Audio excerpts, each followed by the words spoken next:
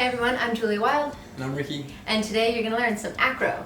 You! For people who don't already know us, we're both professional circus performers. I worked at Cirque du Soleil.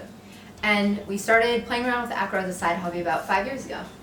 A lot of you guys have been wanting to learn acro, so I decided to make a few videos ranging from beginner to more advanced moves for you to try out while we're all locked inside. Obviously, you should find a space that's flat and level with nothing dangerous in the vicinity like bookshelves or coffee tables for you to smash your heads on. So it might seem counterintuitive, but you should probably not learn on a bed at first. Even though it's soft and squishy, you kind of lose your balance. Yeah, it's a lot more dangerous and it's farther to fall for the flyer, so let's just keep it on the floor for now. So without further ado, make sure that you move slowly and communicate with your partner, and the first move we're going to learn today is called bird. It's the first move that I think everyone should learn in acro yoga, and here we go.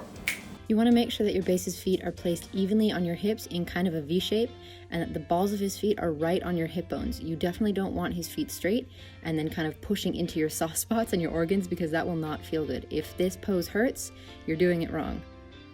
You also need to make sure that you have a good hand grip with your base. That can either be interlaced fingers or doing flat palm to palm or kind of putting the webbing of your thumbs together. The main problem I see people having all the time though is that they don't know how to properly stack their weight, so they end up doing kind of weird shit with their arms that looks like this, where they can't get their chest up and they're flopping all over the place. You really need to make sure that you are stacking your shoulder, your wrists, and your base's shoulder all in one straight line. And be careful with your wrists, try not to break each other's fingers. So, starting the actual move, you want to stand with your feet fairly close to your partner's hips, and you lean over him kind of in a plank position and let him take the weight. You want to make sure that your arms stay straight and you're not doing any weird floppy shit, and really stack those shoulders. If you're comfortable doing that, you can try grabbing one ankle behind you and pulling it up, or have your partner push into your hips more with their toes so that you're able to grab both feet behind you and then lift and look up, and there's a pretty picture. The second move that we're going to teach you guys today is called throne. The easiest transitions into throne is starting in bird. You keep your arms very strong and pull one knee to your chest so that your partner can wrap his or her legs underneath you. And then you need to make sure that your base lowers their legs so that you can get your chest stacked on top of you before they push up. And then you can namaste hands or take some pretty pictures. You can also sit in throne with your feet in your partner's hands, and there are a lot of transitions out of that too. So one of the exits is just going back into bird the way you came, and make sure you really stay strong in your arms. Don't land on your partner's face.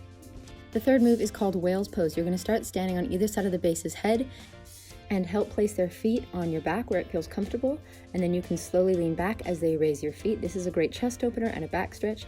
If you're feeling comfortable, you can even raise one knee, make some pretty hand shapes, get those Instagram pictures. Beautiful. Next. So the fourth move is called dancer's pose. It starts with your partner's feet on your butt, and you can grab their ankles or their hands, whichever makes them more comfortable, and then they will take your shoulders to help support the weight. You want to move slowly through this one so that everyone can keep their balance, but you can grab one leg and then raise the other one as high as you can to the ceiling.